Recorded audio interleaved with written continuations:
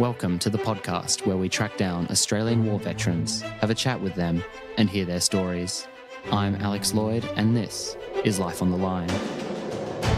The single greatest sacrifice I've made is my family. There were a couple of public beheadings. In order to kill, you've got to be a little bit angry. Not psychotic, but just angry. We could look down Frankfurt and see it on fire. Stuff blowing up everywhere. There will be no surrender.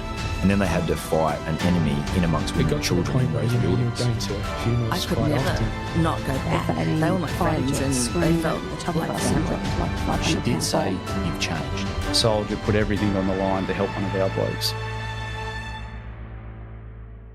David Buckwalter is an Australian veteran of the Vietnam War. He's been a recurring guest on Life on the Line. Today he spoke with Angus Hordern about his grandfather and a rare family heirloom.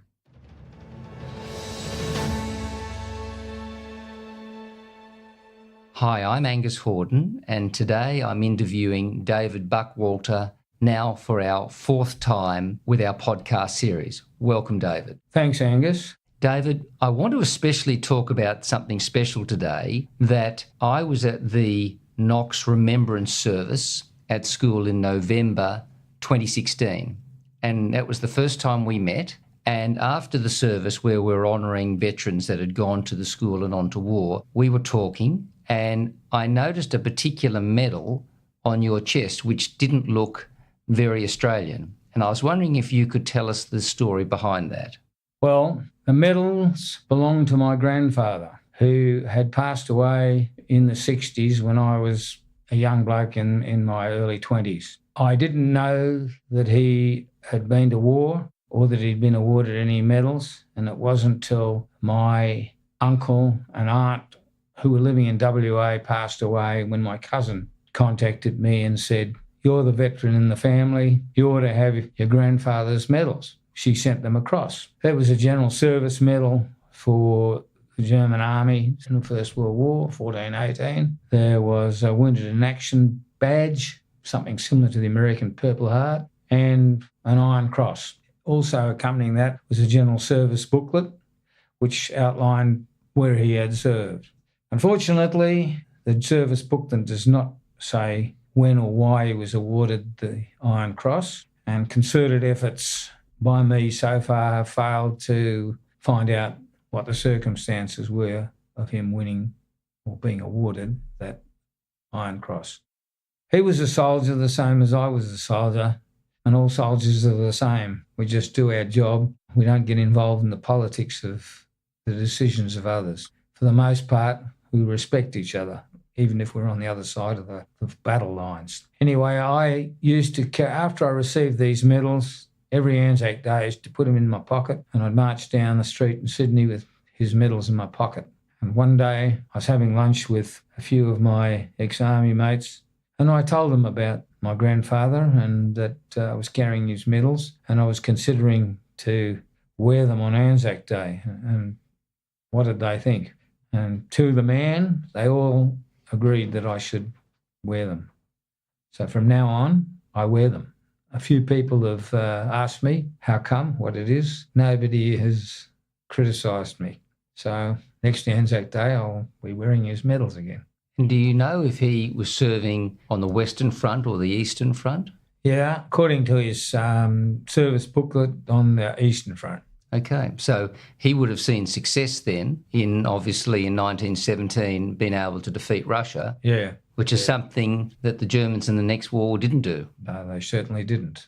And David, can you tell us how this family, which was in Germany, then ends up coming to Australia later on? They came from a town named Breslau, which was part of Germany before the Second World War and is now part of Poland.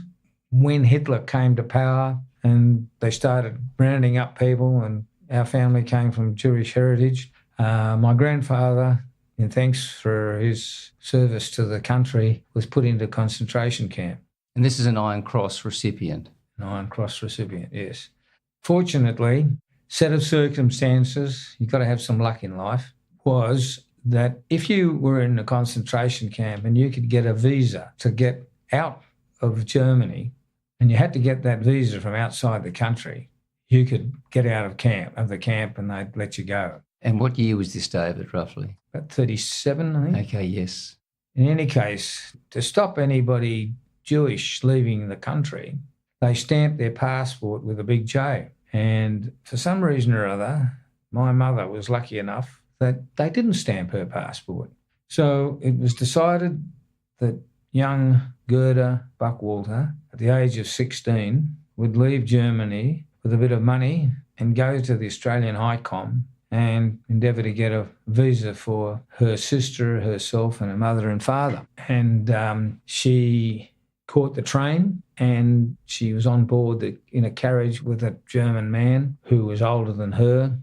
When they got to the Dutch border, the German guy said to my mother, "You get up into the bed there and be quiet and say nothing." She had already told him the story, what she was doing. Anyway, the Gestapo came on board. He handed them the passports. The Gestapo said, "Who's the girl?" She said, "She's my niece." And they gave him back the passports. They crossed the border. My mother got the visas. My mother returned to Germany. My grandfather got out of concentration camp. They got to the UK. They went to the United States. They caught a train across to Vancouver. They caught a ship to Australia. That ship was torpedoed on the next trip with all hands, and they became citizens of Australia, and I was born. I never knew that my grandfather had served in the army until my cousin told me about the medals. So really they got out really with nothing, and what made them decide to come to Australia? Well, I don't know that there were too many places to choose from. My grandfather had already immigrated to the United States in the early part of the century, first years of the century. He'd left Germany, and it was only when the war was declared And he was called back, yeah. well, he, a Answered the German call. citizen, he'd go back and fight for the fatherland. He went back to Germany, but I mean, Canada, Australia, they had no connections here in Australia. I'm sure that there are many others similar stories to be told. Well, thank you for sharing yours with us again today.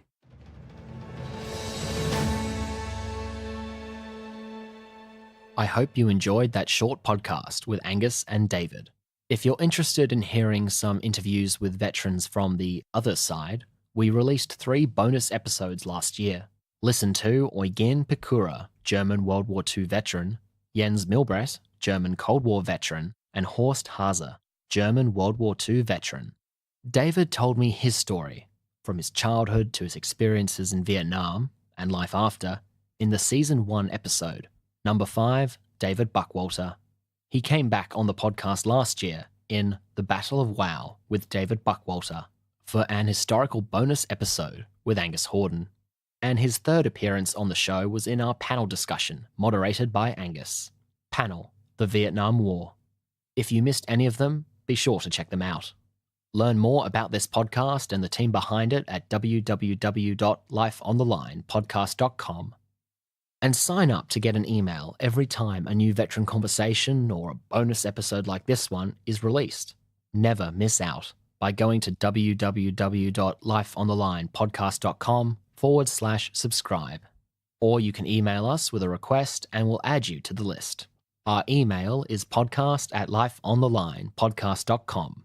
We're also on social media. Follow us on Twitter at LOTLpod, like us on Facebook at Life on the Line Podcast, and follow us on Instagram at Life on the Line Podcast. Life on the Line is brought to you by Thistle Productions. Artwork by Big Cat Design, music by Dan Van Werkhoven. Thanks for listening, and lest we forget,